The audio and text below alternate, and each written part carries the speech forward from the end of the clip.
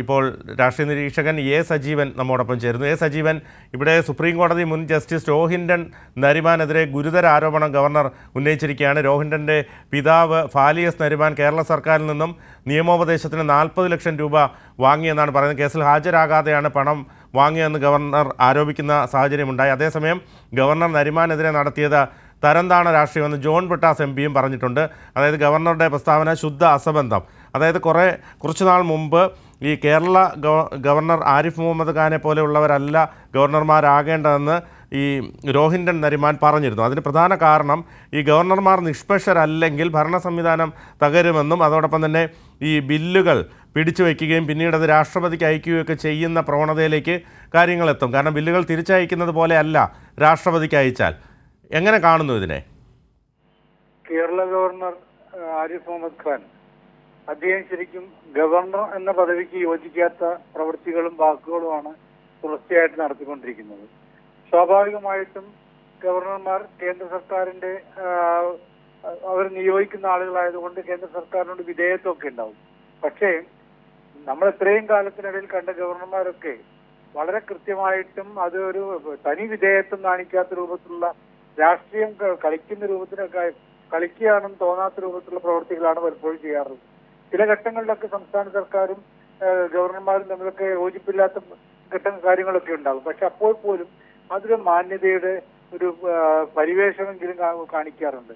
നമ്മൾ ആരിഫ് മുഹമ്മദ് ഖാന്റെ അദ്ദേഹം പലപ്പോഴും പറയുന്നത് നേരെ നമ്മൾ നോക്കേണ്ടത് ഇപ്പോൾ ഈ നരിമാനെ കുറിച്ച് പറഞ്ഞതിനേക്കാൾ കൂടുതൽ എനിക്ക് തോന്നിയിട്ടുള്ളത് ഈ പല കാര്യങ്ങളും മുഖ്യമന്ത്രിയുടെ ഓഫീസിനെ കുറിച്ച് മുഖ്യമന്ത്രിയാണ് എല്ലാ പ്രശ്നങ്ങൾക്കും കാരണക്കാരൻ എന്ന രൂപത്തിൽ ഒരു തെളിവുമില്ലാതെ അദ്ദേഹം ഇങ്ങനെ പറഞ്ഞു പോവുകയാണ്. അതിങ്ങനെ സാധാരണഗതിയിലുള്ള ഒരു വ്യക്തിക്ക് വേണമെങ്കിൽ പറയാം, അല്ലെങ്കിൽ ഒരു രാഷ്ട്രീയ നേതാവായിട്ടിരിക്കുന്ന ഒരാൾക്ക്, അദ്ദേഹം രാഷ്ട്രീയ നേതാവായിരുന്നുള്ള കാര്യം നമുക്കറിയാം. പക്ഷെ രാഷ്ട്രീയ രംഗത്തുള്ള ഒരാളാണെങ്കിൽ ഇത് പറയുന്നതിന് കുഴപ്പമില്ല. ഇപ്പം വി.ഡി. സതീശിനെ പോലെ പ്രതിപക്ഷ നേതാവ് പറയുന്നു, അത് പലപ്പോഴും രാഷ്ട്രീയ താല്പര്യത്തിന് വേണ്ടിയിട്ട് രാഷ്ട്രീയത്തിന്റെ ഭാഗമായിട്ട് പറയുന്നൊക്കെ ആയിരിക്കും. പക്ഷെ അതേപോലെ ഒരു ഗവർണർ ഒരിക്കലും പറയാൻ പാടില്ല.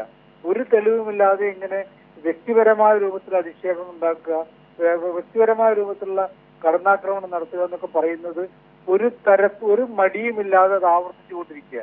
അദ്ദേഹം രാഷ്ട്രീയം കളിക്കുന്നത് നമുക്ക് കൃത്യമായിട്ട് അറിയാം. കുറെ കാലമായിട്ട് പിന്നെ ബില്ലുകൾ പിടിച്ചു വയ്ക്കുകയും ബില്ലുകൾ ഒപ്പിടാതിരിക്കുകയൊക്കെ ചെയ്യുന്ന രൂപത്തിലുള്ള അദ്ദേഹത്തിന്റെ പ്രവർത്തികൾ. അതൊക്കെ ഒരു ഗവർണറുടെ ഭാഗത്ത് നിന്ന് അങ്ങനെ ഉണ്ടാവാൻ പാടില്ല എന്ന് ഈ കേരള ഗവർണറുടെ കാര്യത്തിൽ തന്നെ മറ്റ് തമിഴ്നാടിന്റെ വിഷയമെടുക്കുമ്പോഴും പഞ്ചാബിന്റെ വിഷയമെടുക്കുമ്പോഴൊക്കെ സുപ്രീം കോടതി പറഞ്ഞുള്ളത് ഇത്തരത്തിൽ പിടിച്ചു വെക്കുന്ന നിലപാട് അത് ഒരിക്കൽ പോലും അംഗീകരിക്കാൻ പറ്റില്ല, പുനഃപരിശോധനിക്കണം എന്നൊക്കെ പറഞ്ഞിട്ടും എനിക്ക് ആരോടും ബാധ്യതയില്ല, എനിക്ക് രാഷ്ട്രപതിയോട് മാത്രമേ ബാധ്യതയുള്ളൂ എന്ന് പറയുന്ന ഒരു ഗവർണർ. നമ്മളെ ഈ നിയമ സംവിധാനം എന്ന് പറയുന്നത്, നീതിപീഠം എന്ന് പറയുന്നത് ഒരു ഭരണഘടനാ സ്ഥാപനമാണ്. ഭരണഘടനാ സ്ഥാപനത്തെ ബഹുമാനിക്കുക എന്ന് പറയുന്നത് മറ്റൊരു ഭരണഘടനാ സ്ഥാപനമായിട്ടുള്ള ഗവർണർ പദവി ഇരിക്കുന്ന ആൾ നിർബന്ധമായിട്ട് ചെയ്യേണ്ടതാണ്.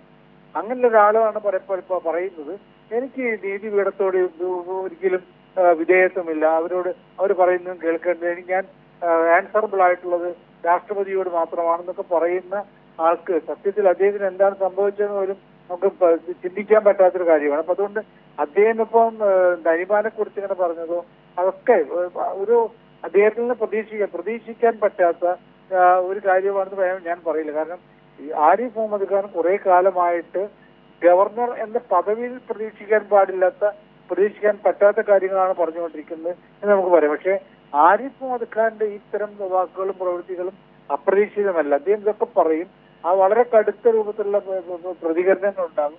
ഇതൊക്കെ നമ്മുടെ രാഷ്ട്രീയത്തിൽ എതിരാളികളൊക്കെ ഉണ്ടാവും. നമ്മൾ നോക്കേണ്ടപ്പം ഈ ഇവിടെ പ്രധാനമന്ത്രി വന്നിട്ട് നമ്മുടെ മുഖ്യമന്ത്രി അദ്ദേഹത്തെ സ്വീകരിക്കാനും യാത്ര അയക്കാനും പോയി. അവർ പിന്നെ പൊതുരംഗത്ത് സംസാരിച്ചു. ആ ഒരു അധികാരത്തിന്റെ രണ്ട് തട്ടിൽ നിൽക്കുന്ന ആളുകൾ തമ്മിലുള്ള ബന്ധം എന്ന് പറയുന്നത് വ്യക്തിപരമായ ബന്ധമല്ല. അത് ആ തലങ്ങളിൽ ഇരിക്കുമ്പോൾ പാലിക്കേണ്ട ചില മര്യാദയുണ്ട്. അതാണ് ഗവർണർ ചെയ്യേണ്ടത്. പക്ഷെ ഈ കുട്ടികളുടെ കൊതിക്കറിവ് പോലെ ആണ് പലപ്പോഴും ആരിഫ് മുഹമ്മദ് ഖാന്റെ പ്രവൃത്തികൾ. അദ്ദേഹം ചെയ്യുന്നത് എന്താണെന്ന് അദ്ദേഹത്തിന് തന്നെ അറിയുമോ എന്നറിയില്ല. ഇത്തരത്തിൽ പറയേണ്ടതും പറയേണ്ടാത്തതുമായിട്ടുള്ള കാര്യങ്ങളൊക്കെ ഇങ്ങനെ വിളിച്ചു പറയുക, അത് പരസ്യമായിട്ട്. വളരെ നന്ദി ശ്രീ എ സജീവൻ ഈ അവസരത്തിൽ പ്രതികരിച്ചതിന്